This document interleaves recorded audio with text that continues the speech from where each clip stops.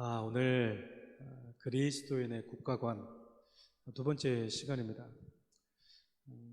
그리스도인의 국가관 첫 번째 함께했던 시간 여러분 기억하시는지 모르겠는데요. 이거를 여러분과 함께 좀 꼭 나눠야 되겠다, 그리고 나눌 필요성이 있겠다라고 느꼈던 가장 큰 이유 중에 하나가 예수를 믿는 성도들이 예수를 믿는 나와 그 예수를 믿는 내 옆에 있는 지체가 누구인지를 좀 더 쉽게 얘기하면 분명한 정체성을 우리가 모르고 서로를 대하고 살아갈 때가 참 많다라는 것을 너무나 쉽게 발견하게 됐어요. 그리고 그리스도인에게 있어서 우리가 추구해야 될 하나님의 나라가 있음에도 불구하고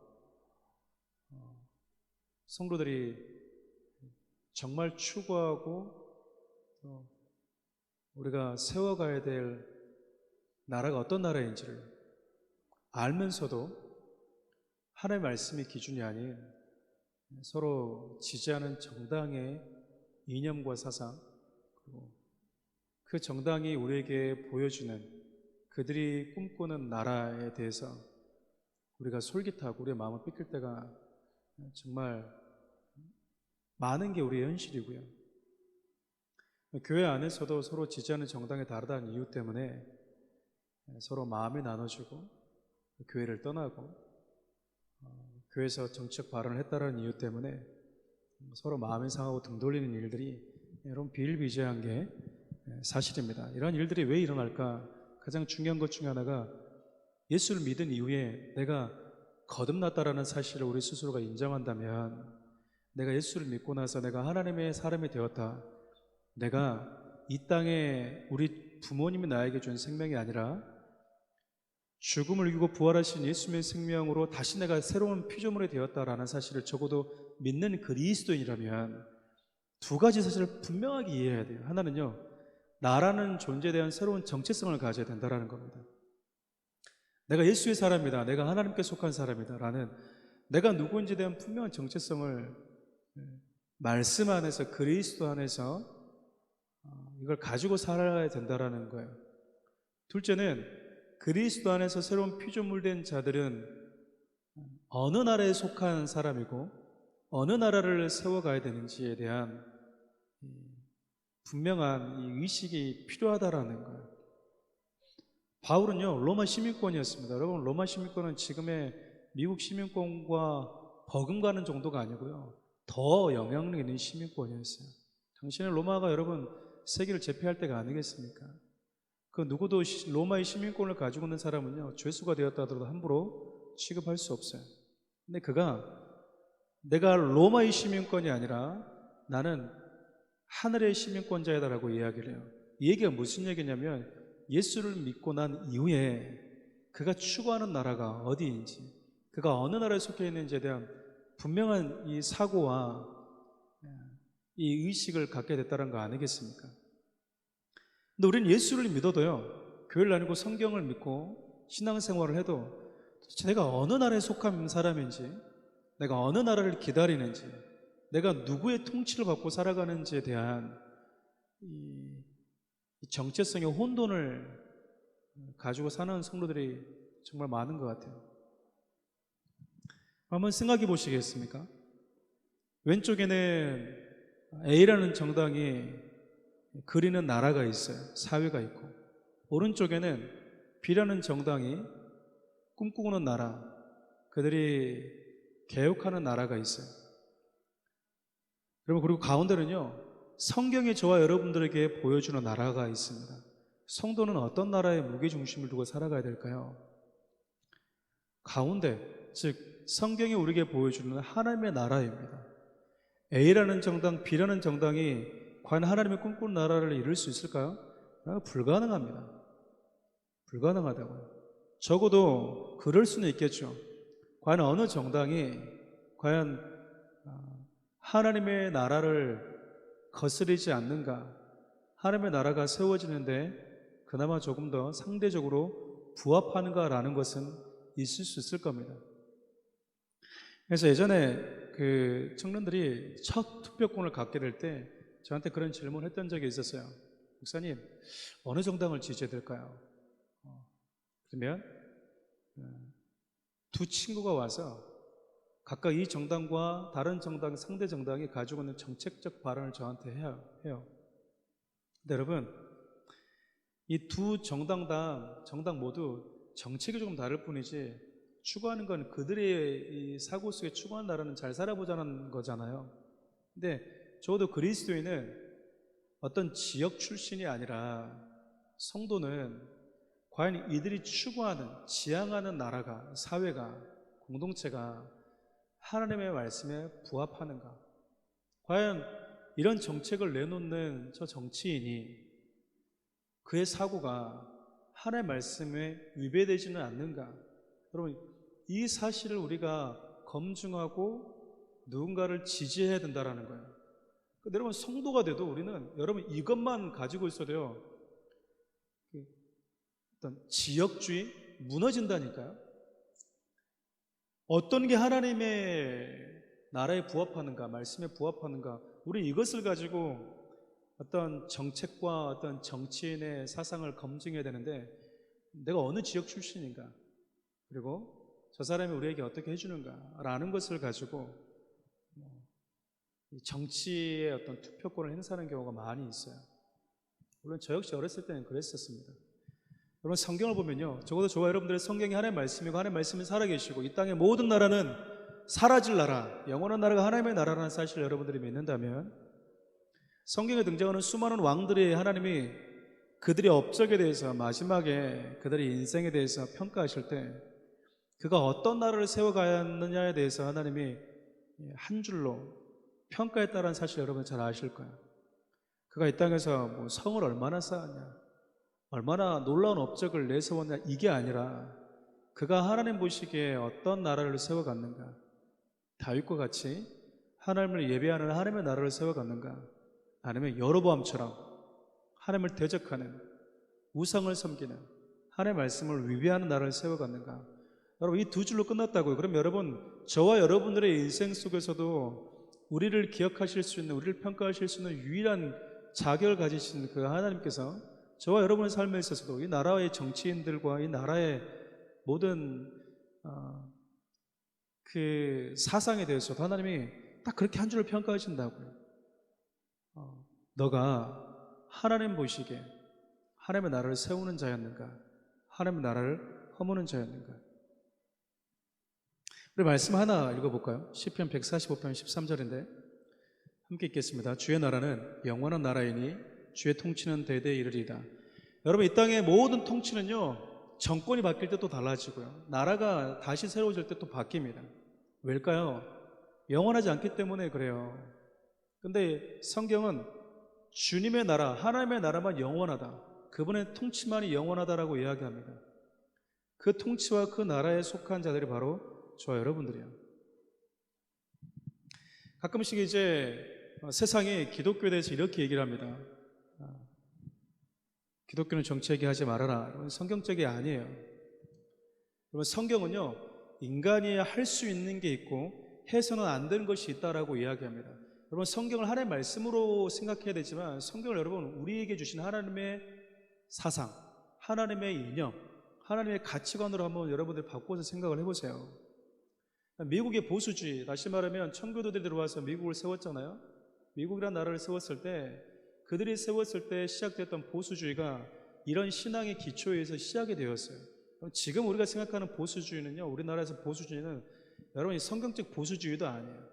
지금 말하는 진보도 여러분 원칙적인 진보도 아니라고. 근데 우리는, 저도 어렸을 때 그렇게 생각했었는데, 보수주의 그러면 아니 고리타분한 할아버지들이나 이렇게 구세대들이 믿는 것, 진보 그럼 뭔가 좀 진취적이고 새로운 신세대적 개념, 저는 막연히 그렇게 생각을 했어요. 여러분, 그렇지 않아요. 처음 미국에서 보수주의란 말이 생겼을 때는요, 이게 어디서 시작됐냐면 성경의 근거 안에서 세워졌어요. 그러니까 미국에서 시작되었던 보수주의라는 이 단어 자체는 어떤 의미가 담겨져 있냐면, 성경에서 인간이 해서는 되는 게 있고 인간이 해서는 안 되는 게 있다라고 하는, 하나님이라는 존재가 분명히 존재하시고 절대자가 존재하시고 창조자가 존재하시고 그 창조자의 그 통치 아래서 인간은 어떤 삶을 살아야 되는지에 대한 이건 해도 되지만 이건 하나님의 말씀에 부합하지 않는 것, 이런 가이드라인을 정해준 게 보수주의였다고요. 우리가 이걸 너무나 몰라요, 여러분. 그것을 법으로 제도화해버린 거야, 미국이라는 나라는. 처음에 건국될 때부터. 그들이 성경에 손을 얹고 대통령이 임명될 때 기도하는 이유가 바로 그것 때문입니다. 우리는 성경에 기초한 민족이고 하나님의 통치 아래에 있는 민족이고, 그래서 우리는 하나님의 법 아래에 있어서 하나님이 하지 말라 하는 것, 하나님의 말씀에 부합하지 않는 건 하지 않는 민족입니다라는 것에 대한 고백이라고요. 근데 성도들 자체도 보수주의는 어떤 한 A라는 정당이 추구하는 것, B라는 정당은 여러분, 지금 우리나라에 있는 보수주의는 성경적에서 근거하는 보수주의 아니에요. 아니라고요. 미국의 한 대학 교수가 이렇게 이야기를 했어요.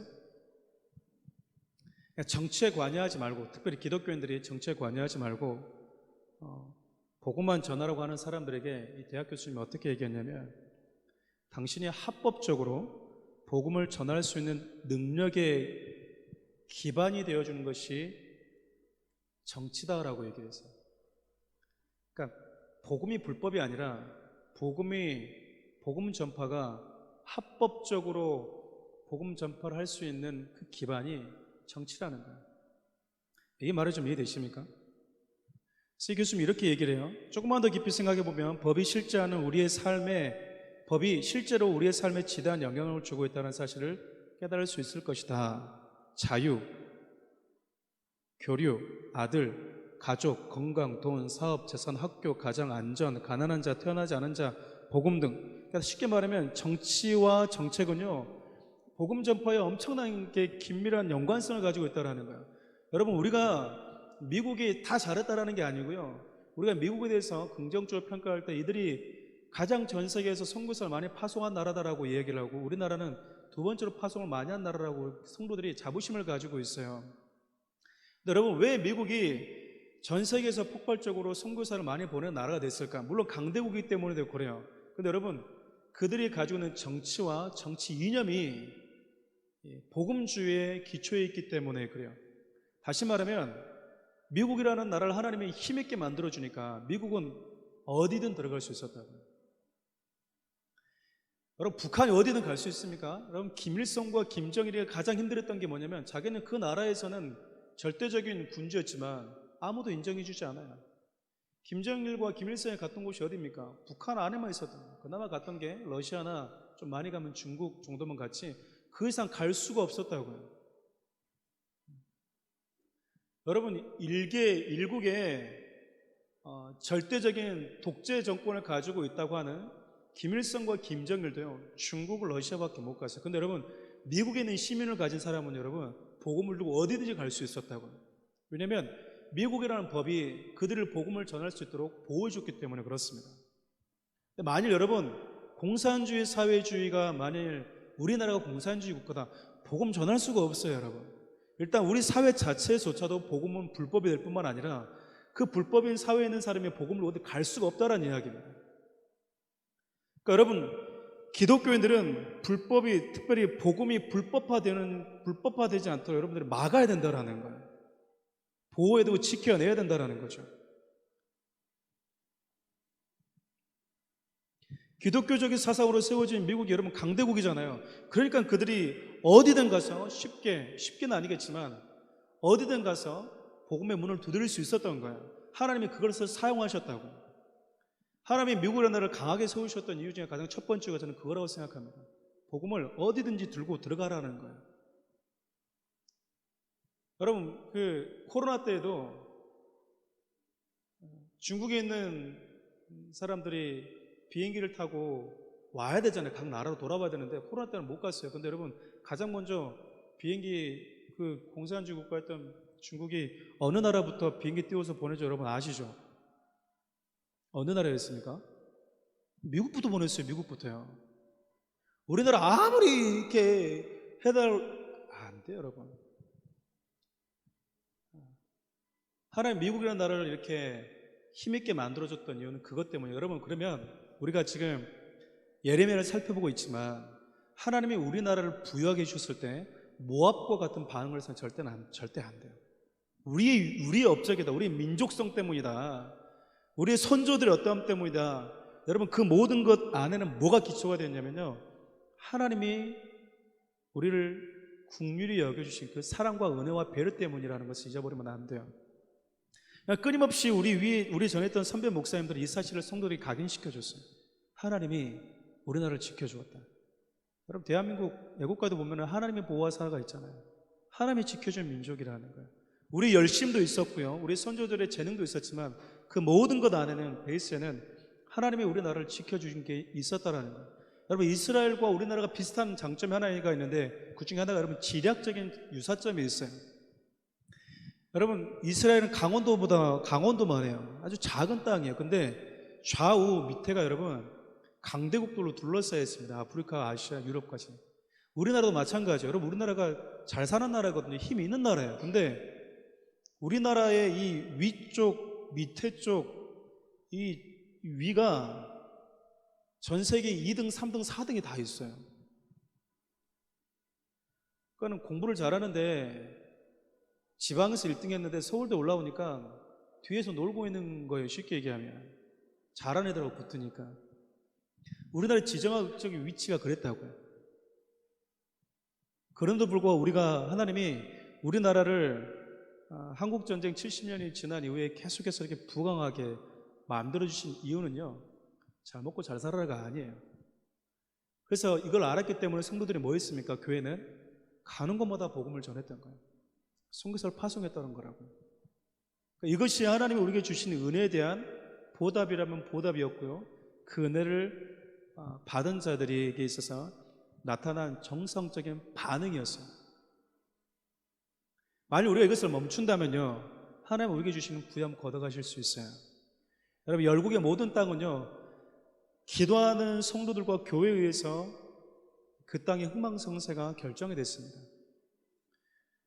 우리가 세상을 변화시키기도 해야 되지만 교회가 썩어버리면요, 소망이 없어지는 거예요. 그래서 우리가 세상에 가서 세상을 새롭게 만들고 개척해야 되는 부분도 분명히 존재하지만 교회가 교회다운 모습을 상실해버리면 여러분, 소망이 없어지는 거예요.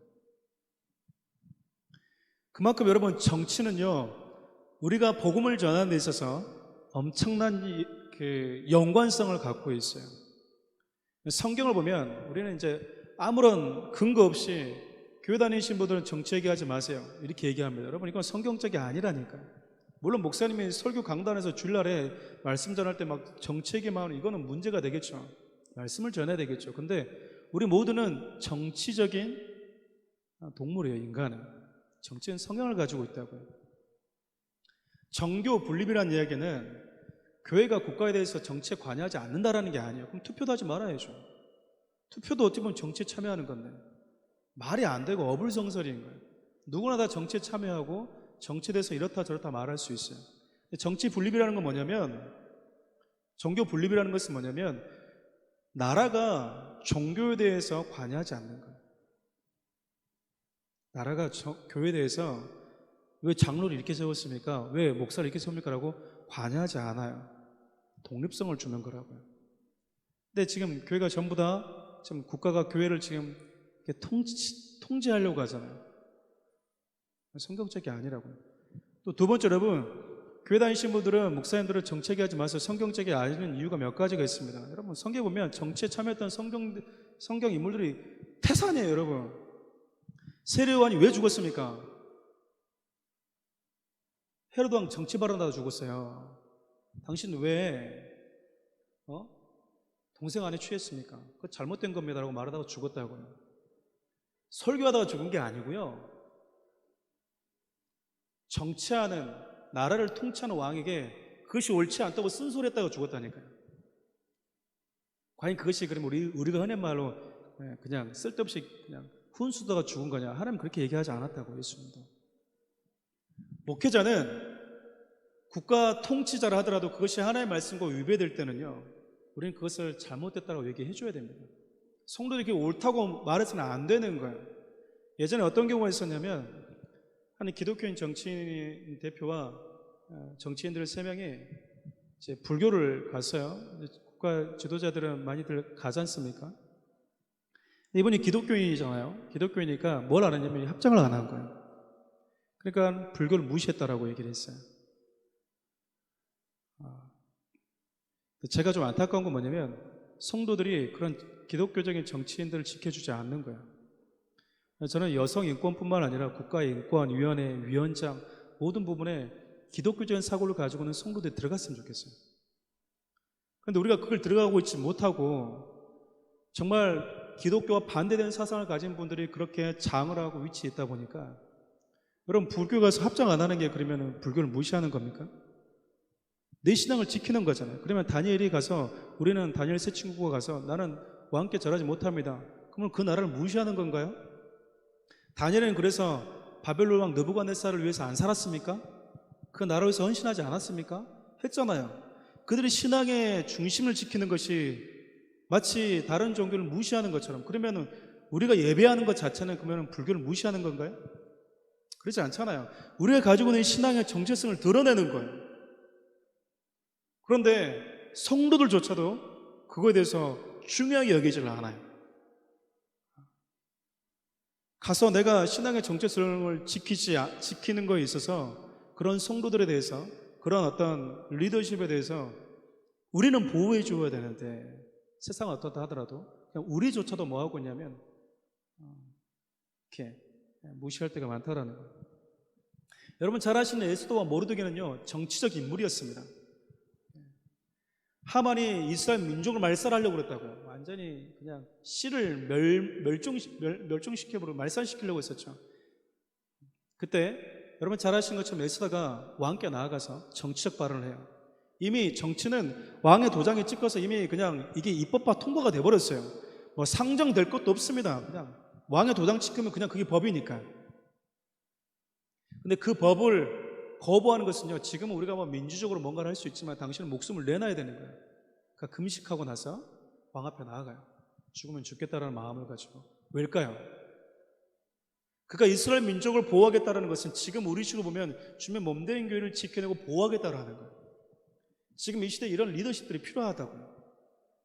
여러분 세상은 욕할 수 있어요. 모르드게가 우리가 성경을 보니까 모르드게와 에스더 응원하지만 이때 당시에 하만에 수하에 있었던 사람들은 하만 응원하지 이스라엘 응원하지 않아요. 여러분 얘들은 그냥 죽어야 되는 거예요. 그래서 이 땅에 있었던 모든 유대인들은 다 죽는 거예요.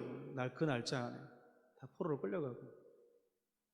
이걸 지켜냈던 사람이 에스더와 모르드게였다고. 요셉은 또 어떻습니까? 출애굽기 시작하면서 뭐로 시작됐냐면 요셉을 알지 못하던 헤롯 왕이 일어나매 이렇게 됐어요. 바로 왕이 일어나매. 바로가 있었지만 실질적인 정치적 이 통수권자였던 요셉이 지배하고 있었을 때 여러분 이스라엘은요 평화를 누렸어요. 그런데 여러분 요셉이 죽고 나자 하나님을 두려워하지 않는 바로가 세워지니까 그들이 노예로 전락한다. 정치와 정책은요 우리 개인의 신앙뿐만 아니라 하나님의 복음이 전파되는데도 이만큼 긴밀한 연관성이 있다라는 거예요. 느헤미야는 또 어떻습니까? 에스라는 어떻습니까? 다니엘은 어때요? 다니엘 세 친구는 또 어때요? 그들이 늘 믿음을 지켰던 때는요 믿음이 불법인 시대였었어요. 믿음이 불법인 시대였다고. 여러분 북한만 가도요 믿음은 불법이에요. 그러면 저와 여러분들은 북한의 성도들한테 교회 다니지 마세요, 예수 믿지 마세요, 우리 이렇게 얘기해야 되나요? 불법이니까. 네 나라는 불법이니까 복음 들으면 안 돼, 우리 이렇게 얘기해야 되나요? 아니면은 불법인 줄 알면서도 그 나라가 그것을 불법으로 정했음에도 불구하고 우리가 끊임없이 그들에게 복음을 전하는 이유가 뭘까요?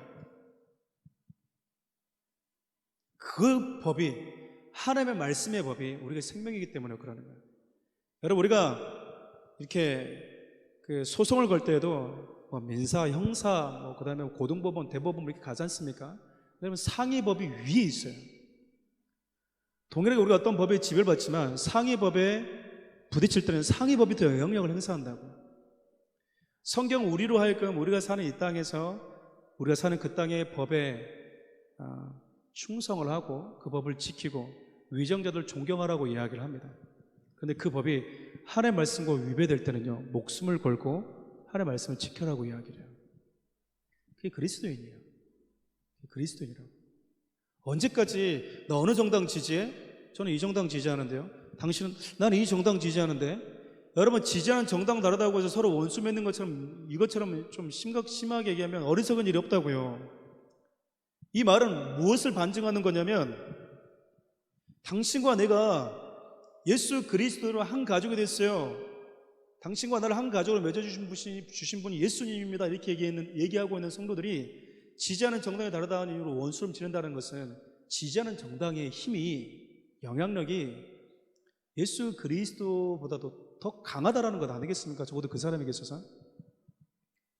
모를 수 있다고요, 성도들이. 저는 코로나 이 사태로 인해서 오랫동안 장기간 동안 교회가 예배를 드리지 못하면서 그러나 보다라고만 생각하지 마시고 성도들이 좀 이런 전체적인 부분을 좀 들여다볼 수 있는 시간을 좀 가졌으면 좋겠어요.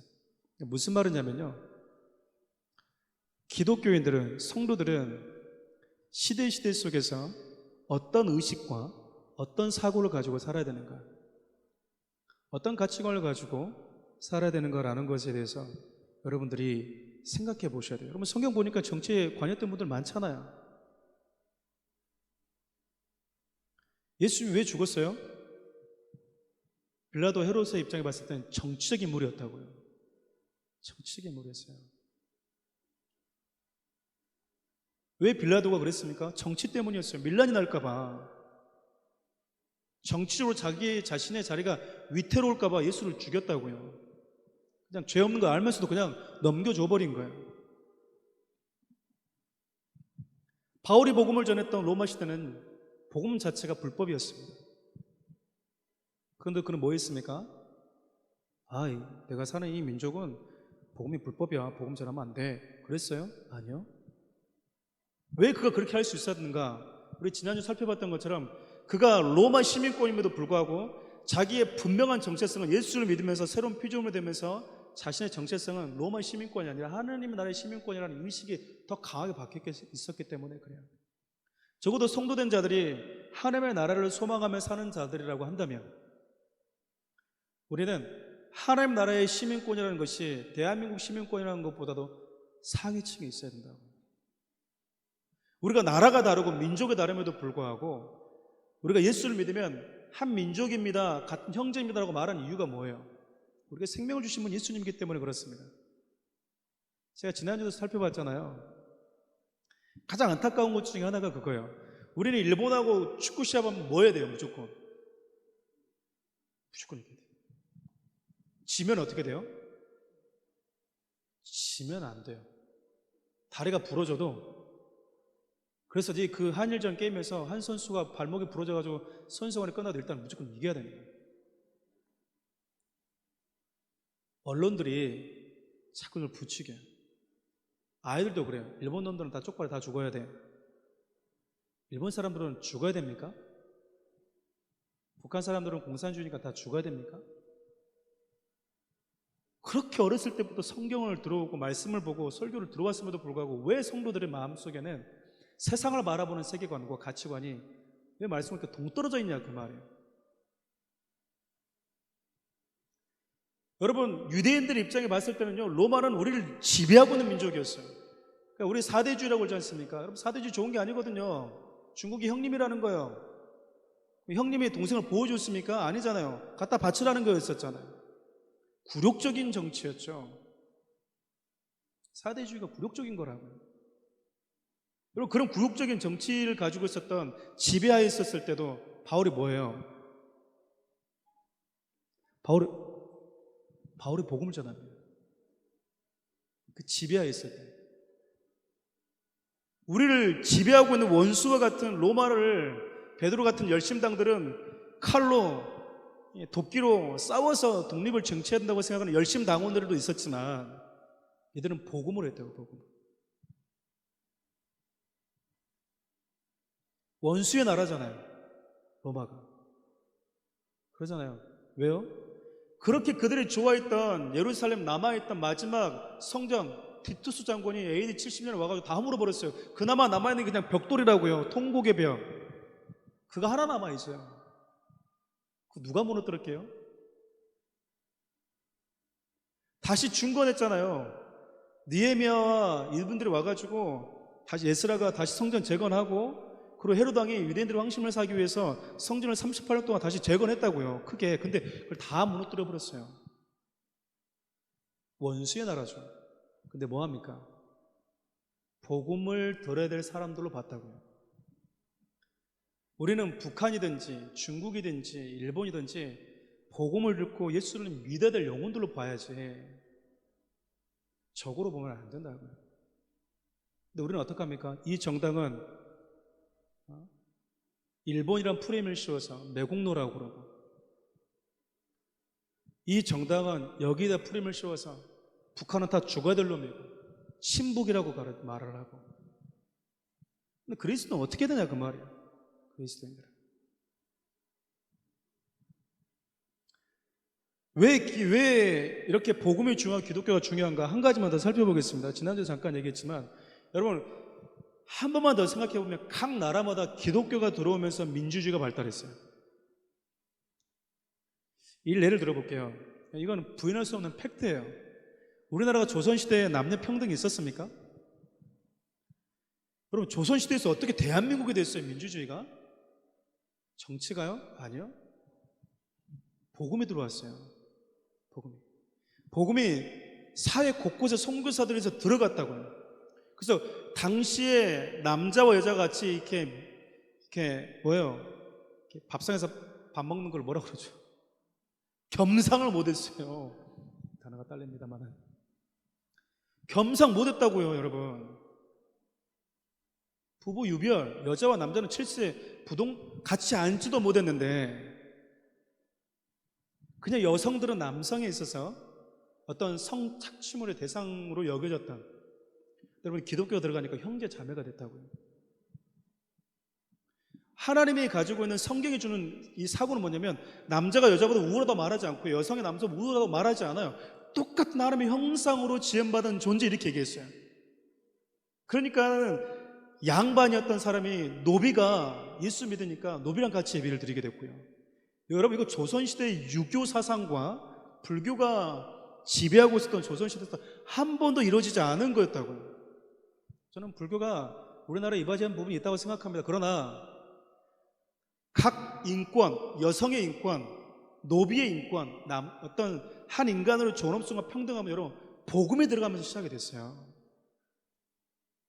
여러분 지금 21세기에 인도도 카스트 제도가 있잖아요. 며칠 전에 그거 봤지 않습니까? 밥 메고 있던 여자아이가 성폭행 당했다고 죽었어요. 근데 법에서 뭐라고 그러는지 아십니까 여러분? 그 아이를 지켜줄 수 없어요. 카스트 제도가 있거든요. 그냥 걔는 최하위 계급이었어.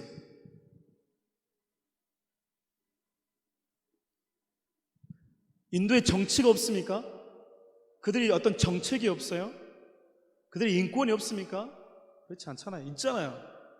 복음에 들어가고 기독교적인 사고가 들어가고 성경적 사고가 들어가면요, 그들이 가지고 있는 수많은 정치, 인간들이 가지고 있는 탐욕에 얼룩져 있는 그런 정치적인 정책적인 발언이 아니라, 복음의 순수한 복음이 들어가면요, 그 나라의 인권은요, 그 나라의 여성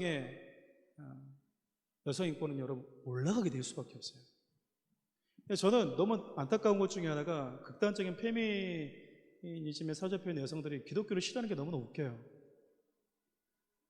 여러분 어떤 사고적 개념이 여성들의 인권을 여기까지 이끌어왔는지 모르시는 것 같아요. 역사를. 불교가요? 이슬람교가요? 카스트 제도가요? 이슬람의 문화가요? 이슬람은 지금도 이거 쓰고 다니잖아요, 여러분. 여러분 기독교 사상이 그래요. 왜냐하면 성경에서 여성들을 그렇게 이야기하거든요. 여러분 그 남자에 대해서 이야기할 때 성경이 이렇게 얘기를 합니다. 남자들은 여성들을 내 몸처럼 사랑하라고 그래요. 여성들에게 남자들에게 뭐라고 말하면 순종해라, 복종하라 이렇게 얘기합니다. 우리는 여성들이 이렇게 얘기하죠. 뭐 복종이야? 이렇게 얘기하는데 여러분 그 시대적인 사고를 좀 살펴봐야 돼요. 바울이 그 말씀을 썼을 때는요, 우리 조선시대 한번 생각해 볼까요? 여러분, 조선시대 여자들이라고 생각해 보세요. 저는 조선시대 남자예요. 여자들에게 이렇게 얘기하는 거예요. 남편들에게 복종해라. 어려운 겁니까? 늘 하고 있던 거예요. 이거는 늘 해왔던 거였어요. 남자들에게 네 안에 한 여자만 사랑해, 네 몸처럼 사랑해. 이거는요, 조선시대 남자들이 해보지 않았던 거라고요. 로마 시대 때 남자들이 해보지 않았던 거예요. 누가 더 어려웠을까요? 똑같이 말씀을 드렸을 때 남자들은 훨씬 어려워요. 당시에는 말이 안 되는 거야. 이거는. 근데 복음이 그랬다고요.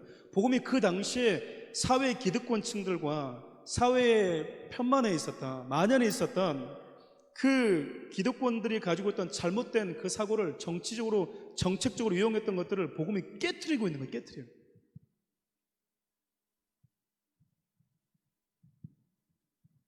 카스 때도 어떤 정치보다 여러분 기독교적인 사고가 들어가는 게 그만큼 중요한 거예요. 우리 그런 말 하지 않습니까? 바울이 복음을 전할 때 아시아로 먼저 가냐 유럽으로 먼저 가냐. 유럽이 먼저 가서 거기 민주주의가 먼저 이렇게 피었다라고 얘기하잖아요. 여러분 지금 복음 전하는 선교사들이 낙후된 지역에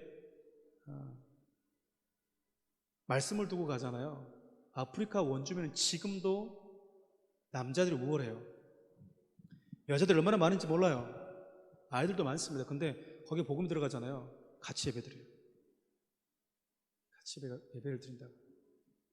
여러분 우리가 가지고 있는 이 복음은 놀랍기도 하고요, 우리가 가지고 있는 복음은 여러분 자랑스러운 거라고.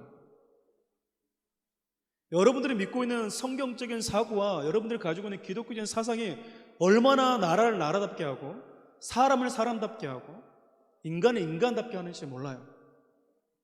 근데 우리만 쭈그러들어 있어요. 쉽게 얘기하면 우리만 이 기독교적인 사고와 사상이 얼마나 중요한지 성도들이 너무나 모르고 있다고요. 시끄러워, 어디 정치 얘기야, 예, 이러고 있다고요. 잘못된 거를 다음 주에 한번 살펴보겠습니다. 그러면 왜 기독교가 정책 발언할 때 욕을 얻어먹는가? 정책 발언해서가 아니고요, 그 정책 발언하는 태도 때문에. 그 부분은 다음 주에 한번 살펴보도록 하겠습니다. 혹시 질문 있으신가요?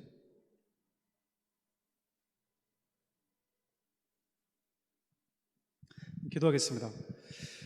우리 좀 나라와 민족을 위해서 함께 기도하면 좋겠습니다. 특별히 교회들을 위해서 한번 기도합시다. 우리가 일제치하 때 수많은 목회자들이 목숨을 잃었던 이유는요, 당시 정치에 맞서고요, 당시의 사회 그리고 말씀을 불법화하는, 교회를 불법화하는, 하나님만 예배하겠다고 하는 그 기독교 성도들만이 가지고 있는 그 믿음을 뿌리치에 뽑으려고 했었을 때 이들은 목숨을 걸었어요. 어떤 복지를 조금 더 많이 해주냐 아니냐 가지고 여러분 우리가 누군가를 지지하고 그런 게 아니고요, 과연 그 정치인이 가지고 있는 사고가 하나님의 말씀에 위배되는 거 아닌가.